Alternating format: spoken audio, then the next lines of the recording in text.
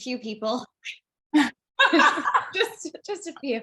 Thank you for coming in. I'm going to bring my amazing guests on. Hi, Brittany. Thank you for being here. Thank you so much for having me. I'm excited. And here's Jaspre. Thank you both. Oh my gosh, look at where everyone's from. Isn't it really cool to see? That's so cool. What a great question to ask. Let me just take away my dog's toy. It's not going to bother us. You might hear it more than we do, but all right. Lovely. It's fun to see everyone. London, there we go. Hi, everyone. Welcome. Brittany will be right back. Her dog's not going to be happy. Thank you for being here. Well, hi, everyone. I'm David Kessler, and I wanted to arrange this. I was so honored to be asked by Brittany and Jaspre to be a part of a book they were doing. And, you know, I've done a few of them, and sometimes I'm pleased with what ends up happening and sometimes not so pleased. And I got to tell you, I was really thrilled and honored to be a part of this book. And first of all, for both of you, I just want to say thank you for including the subject of grief and making sure that gets recognized. And I just thought it was so powerful. I'm going to show it to folks and then we'll talk about it. September letters right here. And I'm going to admit this to you both in the world. Even though I've done 6 books, I'm not someone that loves writing. I'm not someone that in my spare time curls up with coffee and journals. That's just not who I am. I almost need a contract to write. And I have at times really done writing for the healing of it. And I even teach a writing through grief and healing and trauma class, but I'm just not someone who sits down and writes. And I think this is such a cool book, the way you have approached it, because it's just so helpful. And I'm just going to show one thing that made me fall in love with it right away, because I'm so visual. I love this, just right out of the gate. I loved that, like, oh, Post-its. I know how to read Post-its. And it's like joy and happiness. These are their contents: resilience and healing, courage and strength, fear and anxiety, love and loss. That's where mine is. Friendship and community. So tell me, how did this come about? Well, we you know, actually we're right there with you when it comes to as mental health charity owners and about a writing initiative. You would think that we would be really pro writing, because that's what our hallmark is, but we actually don't really enjoy much writing either, and we don't really journal as much as we should. And what we really love about September letters is that the letters component can really be any sort of writing. I love making lists. We love Post-its. We love, you know, any sort of like little doodles or little snippets and things like that. And so it's really just any sort of act of self-care that you take to just jot your head down to paper. And that sort of awareness of knowing that you're taking that time to kind of disconnect from the hamster wheel and putting it down somewhere, regardless of what a mechanism it is, I think is really helpful. But this all came about because I saw an article when I was a teenager in a magazine about a girl who was going through a mental health struggle.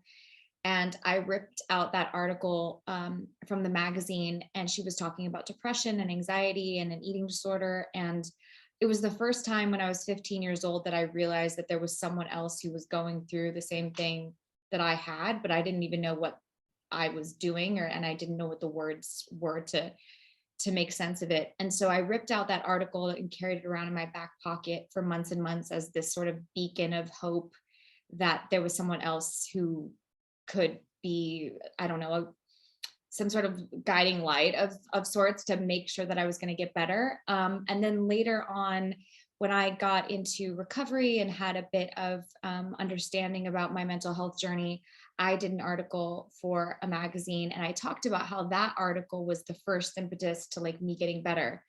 And when the article came out in a magazine, I went to a coffee shop and there was a girl who was in the coffee shop and she turned around and she was crying and she had my article in her back pocket.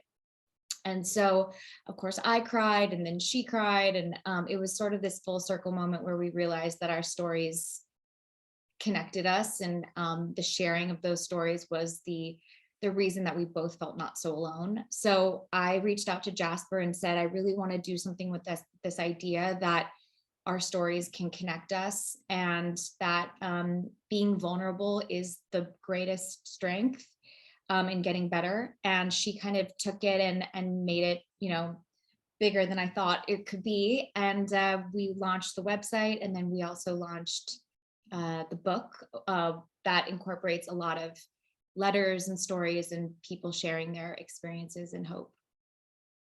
I wish we all had a Jaspre. I wish we all had a Jaspre. There would be so much more done in life. No, I've been thinking about this, and Jaspre just helped. Like, okay, I can take and run with this. That's so true. I mean, I'm more of like an idea person, but I don't know how to like implement things. And Jaspre's, that's why we work really well together. She can take my crazy head and make things happen. I'm like, I don't know how you did that, but great. I love that talent. It's not my brain either. That's why I so appreciate the Jaspre of the world. So Jaspre, tell us your thoughts on when she came to you for this and the idea of writing and sharing this and this becoming a book. First, I just want to say how honored we were to have you part of the book. Grief is something that Brittany and I talk about a lot. We really are friends first, and we've been with each other through different moments in our lives. And when we talked about loss being included in the book, you were like our top choice. And we were like, David Kessler's never going to respond to us. So when you did, we were like shrieking and so honored. And many, many times, and this is not an exaggeration, in my life, and recently I had to deal with a grief, I actually think, what would David Kessler say? And what would David do? And I think we're so lucky to have you as a resource, we meaning the world, because it's something that people don't talk about and something that we all have to live with. And I used to think, like, how do you get rid of grief? How do you get rid of this? And I've learned through you that you don't, you live through it. So thank you so much for being part of this book. You've been a huge inspiration, and we are so honored. And I love Brittany so much, and it's so nice to hear. Like, I wish I had a Jaspre in my life, but Brittany's just been a champion for mental health. I've been very lucky to be her friend for a very long time and have a front row seat in how she helps people. And I just thought, what a great idea, and people really need this. It's just a really simple, tangible thing where you can write a letter. You can read a letter if you're not ready to write a letter. And like Brittany said, we're not journalers. And so I think the word is really wrong for this book to call it a book, because I think people think they're going to sit down and read a novel and it's going to be overwhelming, and who wants to read about mental health?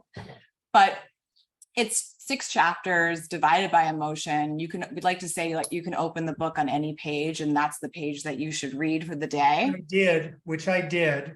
It's really easy, and you can read the book from back to front to back. And our whole thing was like, we really want it to be on your coffee table, and you can just go to the chapter of the day. Maybe you have love or loss or anxiety or whatever. And so I think it's very misleading to say it's a book, because it's really designed to be a resource. And we took a lot of time to really make it like that. And so, yeah, I made things happen, but she does as well. And we're really a great partnership, and I'm grateful to be in it.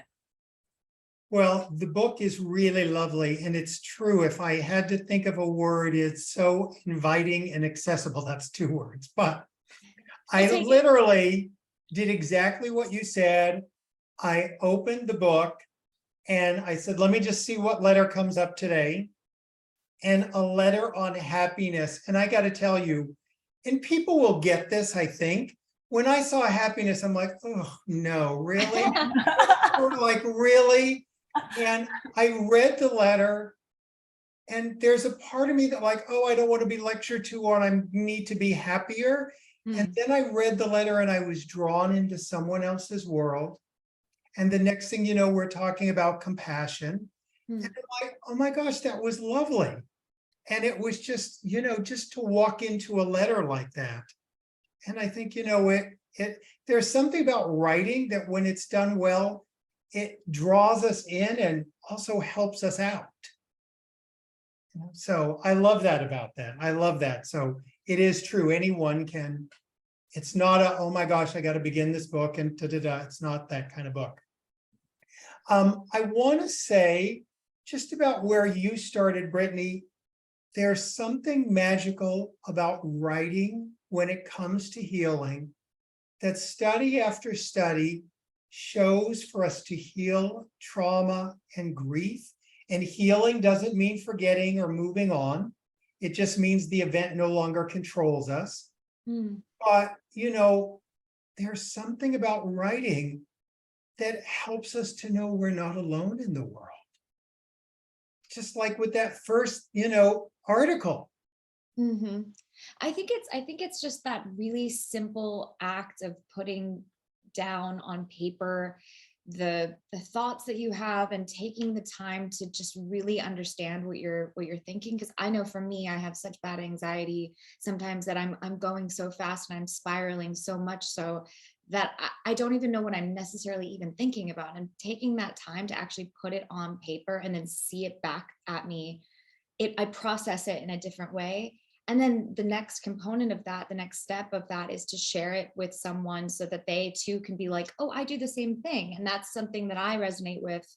And then there's this sort of shared experience of knowing that there's a community and you're not alone. And I know for me and my grief and things that I've struggled with, that has been a huge part of me in my recovery and getting better, is knowing that there's other people that have walked the path before me and that they survived and they were okay, and I can do that too. I think that's been hugely helpful.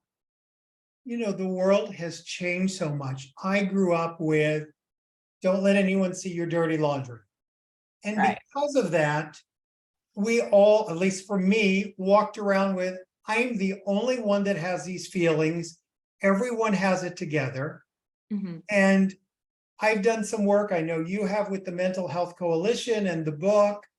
And it's like peeling an onion, as they say. The Mental Health Coalition did a thing where they had some folks, and I said, sure, I would do it. They had us submit pictures and videos, like they would say, of a good day, of when you looked good, but you were I really saw in a this. dark place, right? And all that.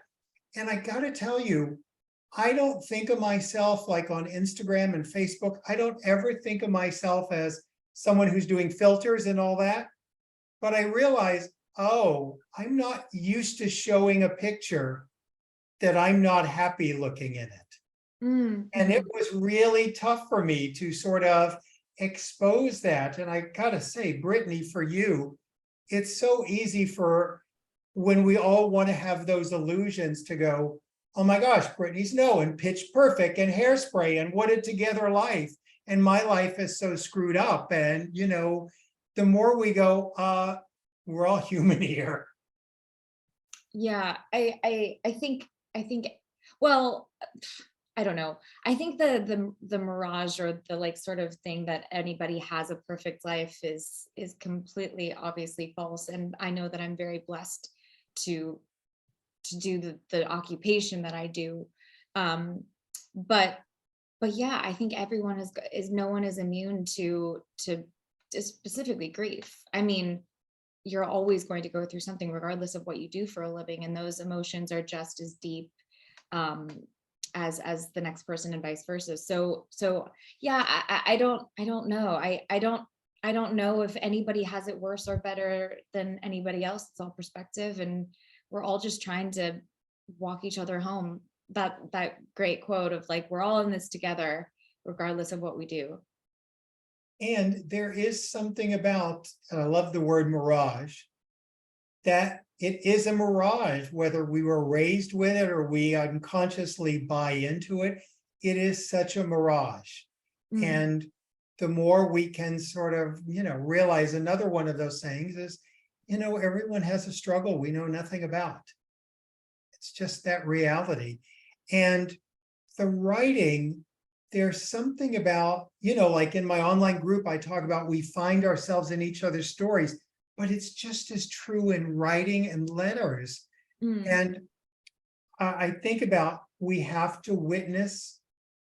We want our grief, our trauma to be witnessed. And sometimes we're not ready to have it witnessed by another person. And writing is a place we can see ourselves, mm, mhm. even if it's our own writing when we write it down. Yeah, definitely. I mean, sometimes, a lot of my things that I write down are just um, lists and scribbles and thoughts and things like that. And I don't even show it to anybody. But later in my life, I'll go back and I have hundreds of journals of things that I've written down where I'm just like, oh, I have such compassion for that Brittany back then and the understanding of how much I've learned in the meantime. And I think it's really important to show how far you've come to, and to recognize that in yourself and be proud of yourself for that writing then and the writing that you have now.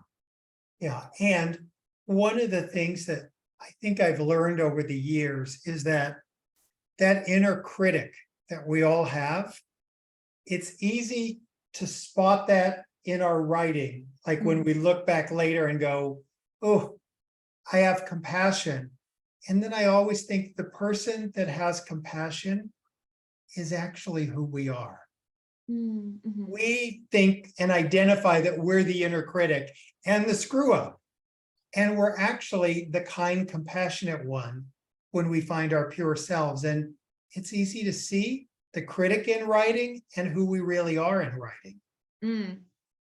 That was one of the greatest things about starting September Letters, was that I was really scared. And I was telling this to Jaspre when we were starting the website, that there was just going to be a bunch of people writing in, just complaining about their life and their struggles and the things that they'd gone through. And that was all, going to be held. And I was excited to actually read those stories. But what was really shocking was the amount of hope and compassion for themselves and for each other that always ended the letter. There was always some sort of like ending to the letter of positivity or hope or understanding of getting better.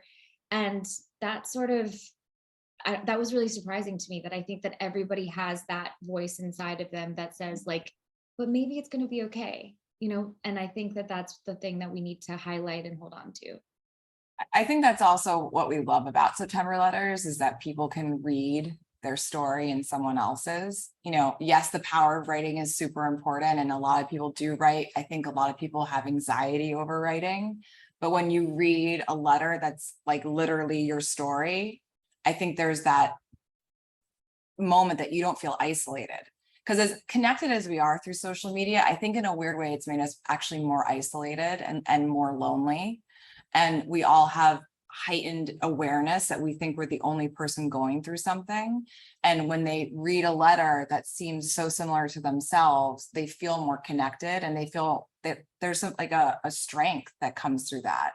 And to echo what Brittany said, I think that that's what's been so incredible from our community. We get so many letters that people have gone through this winding path, but there is always a light at the end. And even if you can't see the light for you, Right. Seeing it that someone else saw a light too gives us that hope. I always say we can hold hope for one another when we can't find it ourselves.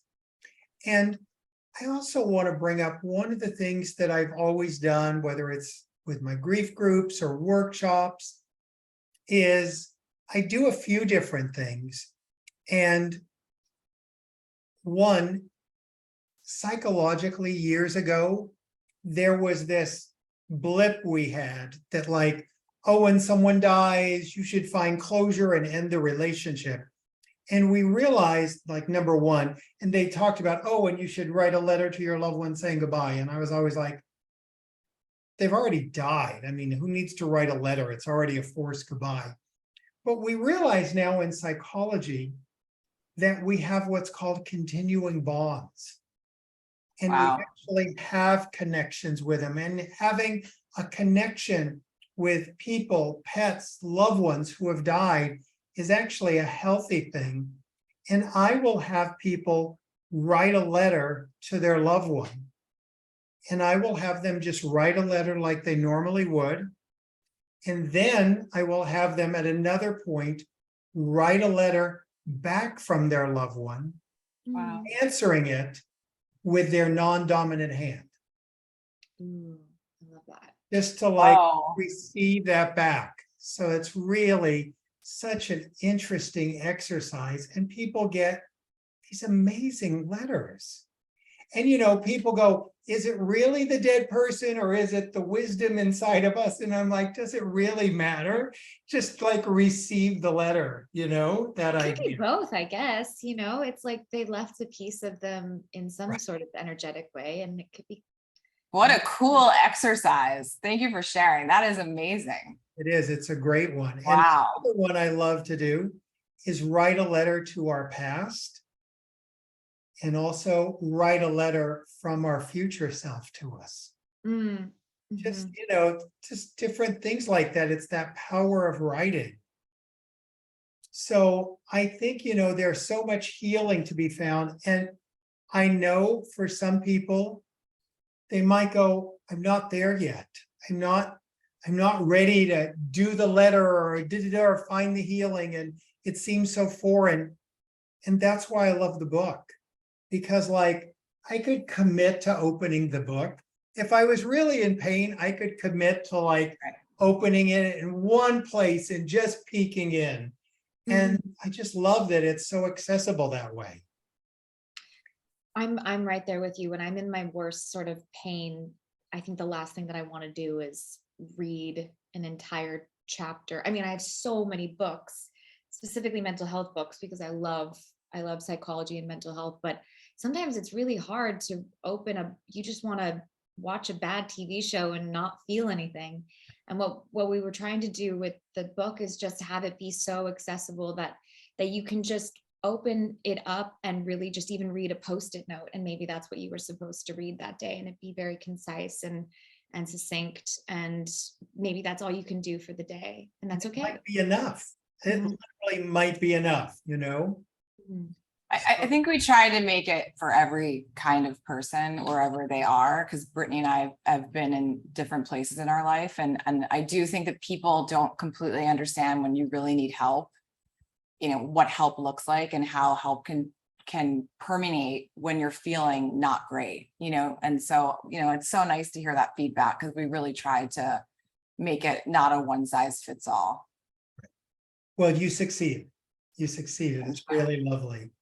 And tell us about, for someone who's like, all right, there's a website. I've seen websites. Tell us how septemberletters.com works.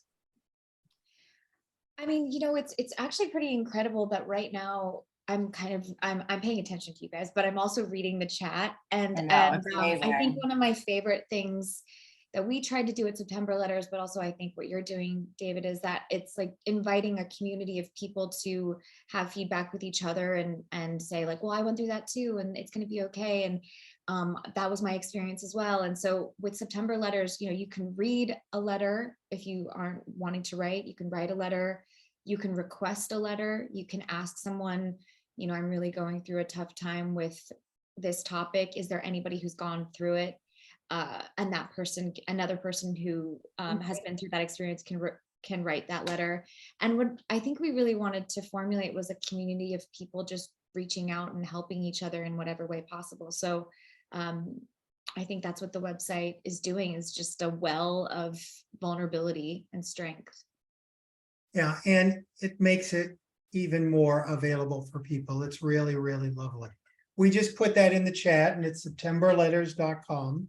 So it's for anyone there. I would love to, can we do some questions from folks? I think that'd be really interesting. I'm just going to read some in the questions that came in.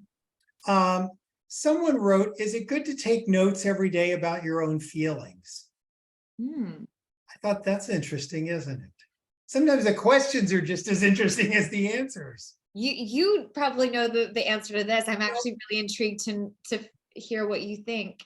I don't think there's any right answer to something like that, but I'll tell you what I do a lot of the time that I think would be helpful in writing down our feelings. We live in a world that we think there's three feelings. There's like sad, angry, happy. And I put up the feeling wheel for people because they're like, I don't know what I'm feeling. And I'll put up a feeling wheel, and you can find these, like you can go to feelingwheels.com and feelingswheel.com. And literally, I'll ask people, are you bitter? Are you sad? Are you jealous? Are you angry? Are you, and it's like there's 1,000 feelings you could have. So the idea of writing your feelings down to realize, oh, am I naming the same feelings over and over again? Am I really feeling different ones? So I think that's kind of very cool. Can I ask a question? Of course. Raise your hand. Can I, me in the back. So talking about feelings, I think when I was going through something recently, and I had these feelings, but I didn't know where to put them, and I didn't know what to do with them. And I remember texting a friend of mine and being like, what do I do? It just feels like it's never gonna stop. It's never gonna bottom out. Like, where do I place it? Where do I put this?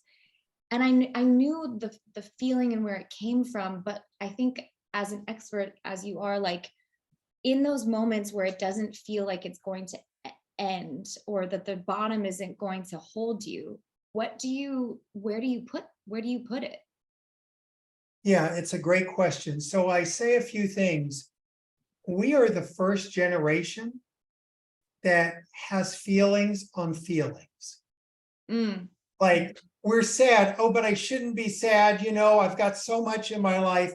Oh, I'm angry, but there's people worse off than me. And we begin to feel a feeling, and then we judge it and squash it, and it sort of sits half felt behind us.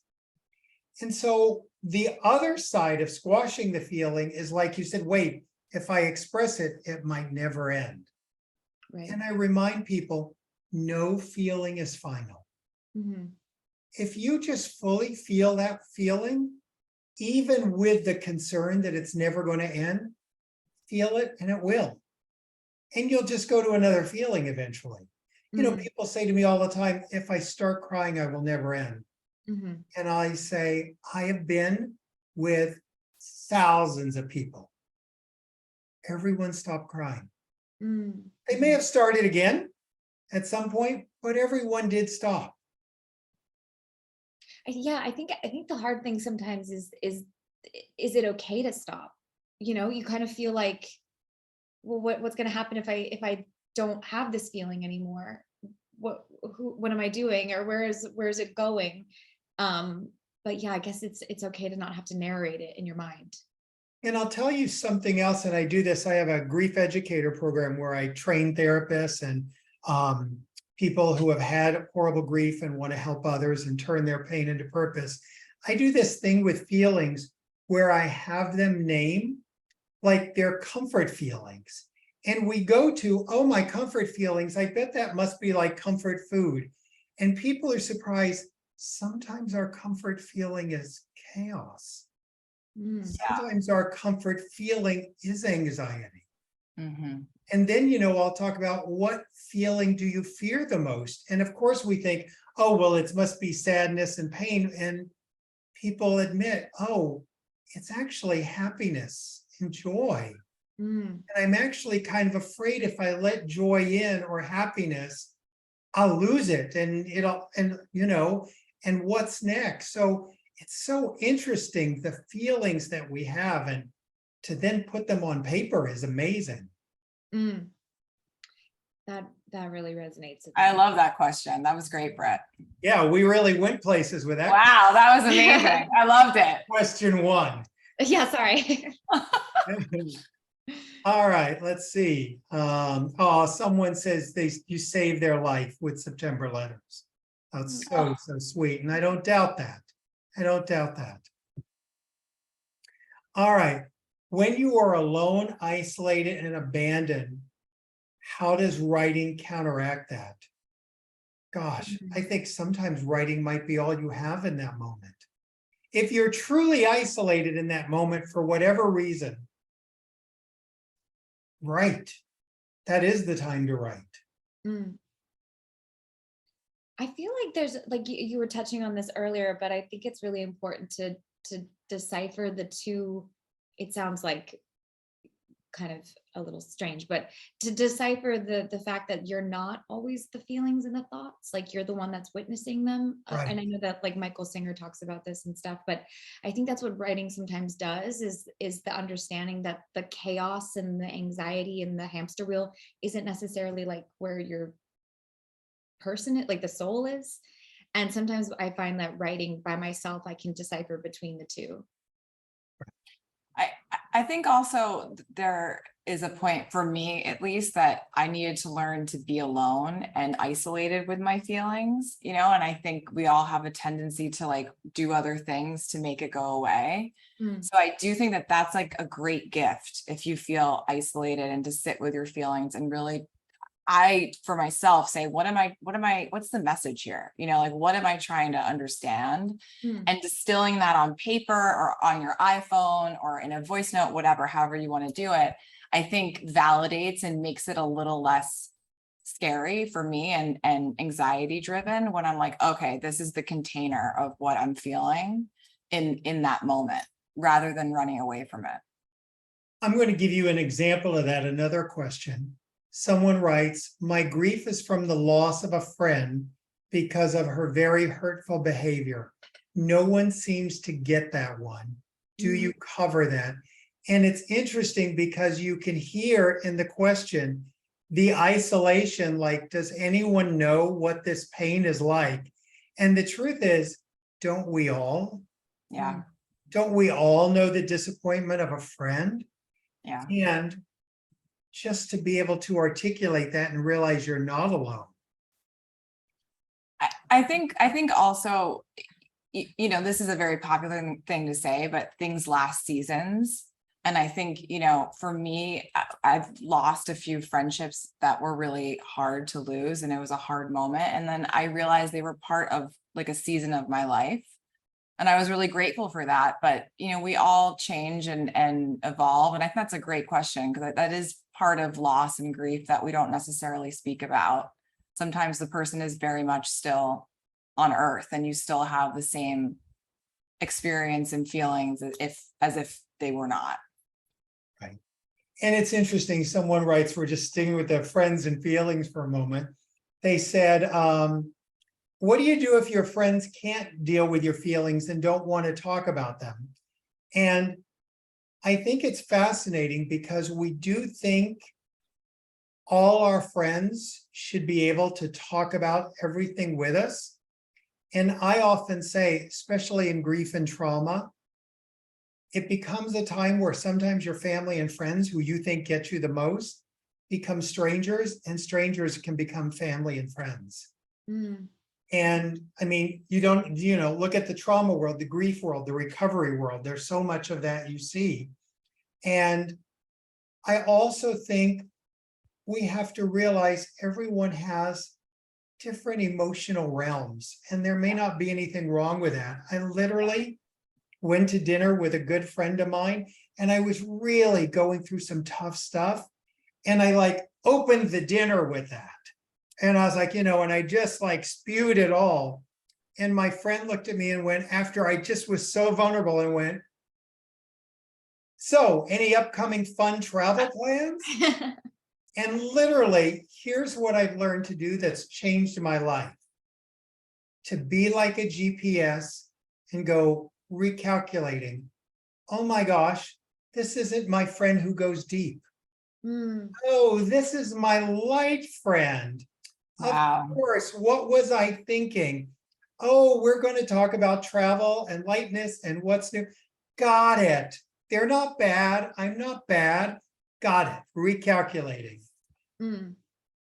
I think that shows like a lot of personal growth if you're able to do that, and I think that's a great point, because I do think that we all are in a culture that we're starting to talk about our feelings, and there are a lot of people who are not there yet, and that is okay. Just like any emotion that you feel is okay. It's also okay if someone can't be vulnerable and meet you on that road. And that's like, I love that quote. David, so many quotes today are just mind-blowing. There's that great quote from recovery or whatever. Don't go to the hardware store for oranges. Right. And I have to do that with some of my family where I'm like, why did I just go to the hardware store and ask for oranges again? Duh. Like, and then, it's not their fault. They don't have fruit, but I need to My go to a version is the different hardware store. store for milk, same one, but mine is milk.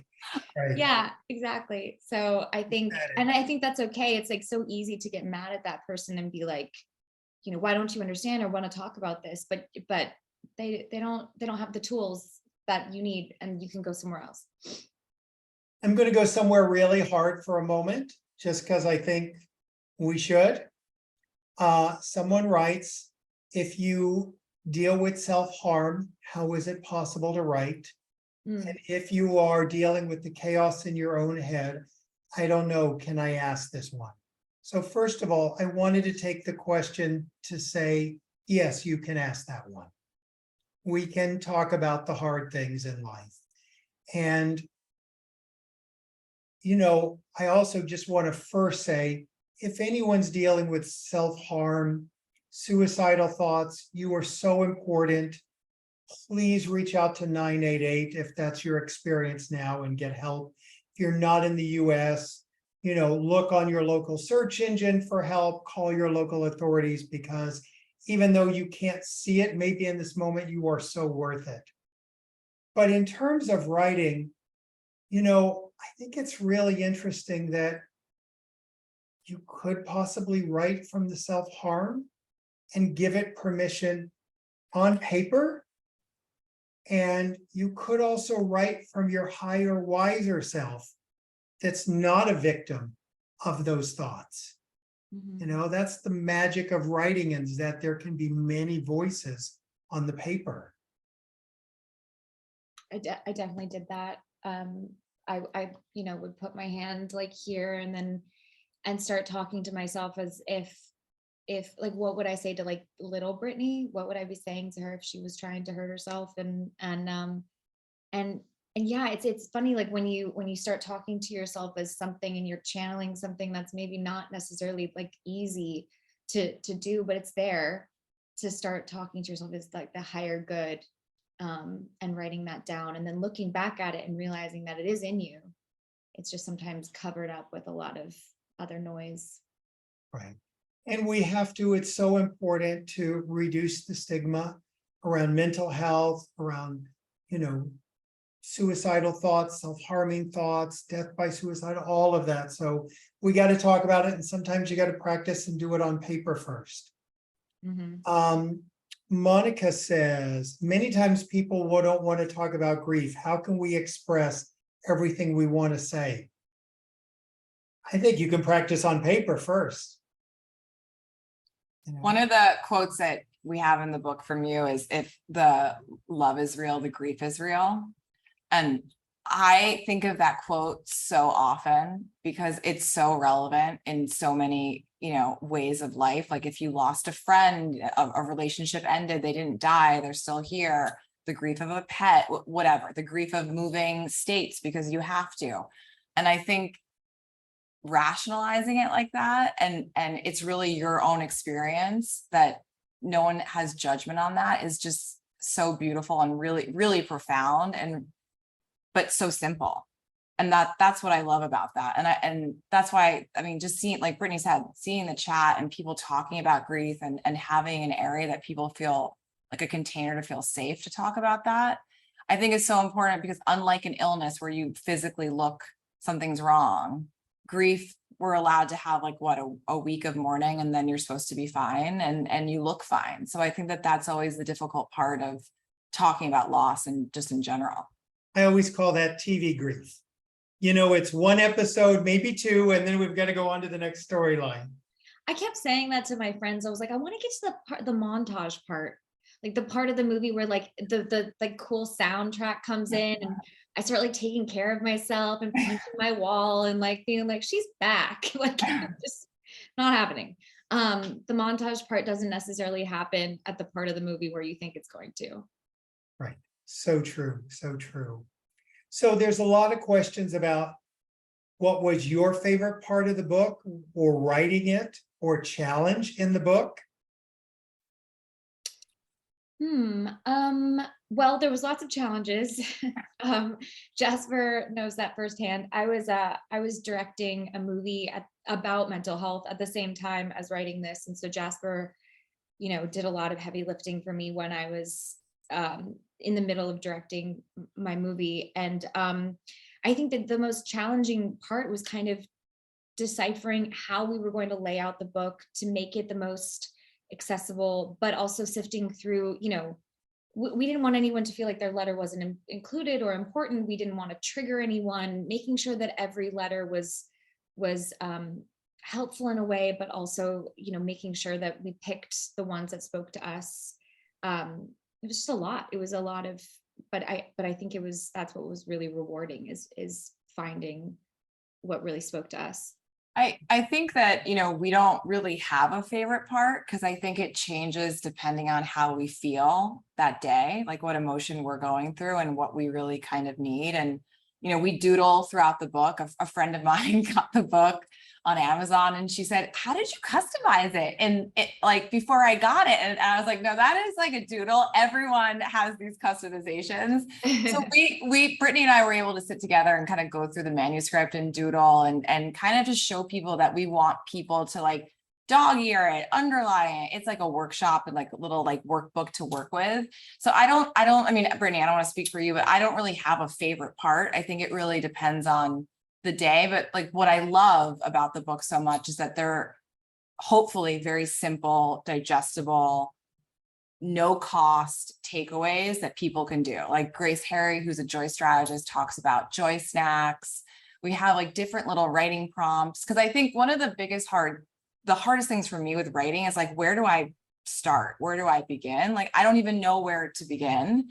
So a lot of these experts gave us, like Brittany and I always talk about this hype file from Dr. Puja. Like they gave us just like places to begin and kind of a roadmap to go down. I love this piece here. I'll just read it, but like literally, it literally is, to write a letter is to share your heart, invite others in, start a conversation, feel at home, give hope, receive, try, listen, offer, heal, be, know.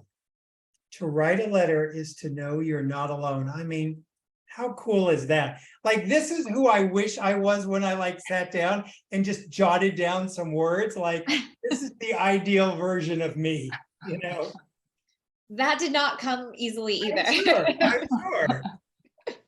I'm sure, but it's just really beautifully done. So what do you want people, a couple people have written, it saved their life. What do you want people to walk away from your book with? I think that, speaking for me, like personally, there's been times when I just didn't know what the answer was and I didn't know where to look. And what we are, I think, trying to do is not saying that we have any answers or all the answers at all, but that there are some out there and that this can be a tool in your toolbox of, I'm in a bad mood, I'm going down a spiral, I can't stop crying, I actually totally feel happy, whatever it is. This is a book that you can go to and feel connected to that maybe has an answer for you that day, and make you feel connected to the world around you, which I think is a huge part of the piece of recovery and getting better. I think, we always say we hope it's just a tool in your toolbox. And I've learned through a lot of different things that you need to like be prepared with like a lunchbox of things so that when a crisis or chaos strikes, you can just go to it and go there. And that's really what we hope this book to be. And, September Letters, simply that you are not alone, that you are valued, and there's strength in that connection. Really powerful. And like I said, I'm so honored to be a part of it. And, I think we all so individually in our lives, in our world, have our losses, have our griefs. We wonder, does mine count? I always tell people, all tears count. And there's something, I mean, I know I said it again, I just want to emphasize it about we can't heal alone. And just the idea of seeing, oh, it's not just me, someone else has those feelings, is so powerful in writing and so powerful in grief. You know, because I think about all grief doesn't have trauma, but all trauma has grief. Mm. And to Wow. really understand, you know, that we can connect with one another just by reading, just by reading. So it's really such a powerful gift to the world. I want to just really thank you both so much for that. Oh, well, thanks for being. I a mean, part so of it. much. Thanks, David. It is, it's really a lovely, lovely gift. I wanted just to come on and talk to you and share this. And I see there's, you know, so many comments and questions we would never get to. And just know, I think that's kind of why we write a book, because we want people to access it. The website is septemberletters.com. The Instagram is September Letters. And the book is September Letters. Really, really powerful. I hope people check it out. You know, you both have given so much to the world, and this is an amazing gift. So thank you from the bottom of my heart, and thanks for coming on and sharing today with us. Thank you for having us. I mean, it's just really beautiful to see all you do for people. And I know that you're like, you know, a beacon of light when it comes to a lot of people feeling very alone. So we're very, very grateful you wanted to be a part of it. Well, right back at you both. Thank you, David, so much. Thank you. And thanks everybody for your comments. Everyone. And see, today I feel like we're less alone with the chat and just talking. I know it's been really nice to see everybody being there for each other. It's Beautiful what it's all comments. about. Yeah. Yeah, I really try to, like, let's always lead with kindness. And I think that, you know, when you've gone through grief and trauma, you get that. You get it. All right, everyone. Thanks so much. Bye, everyone. Thanks, Yeah. everybody. Thanks. Bye-bye. Bye. Thank you.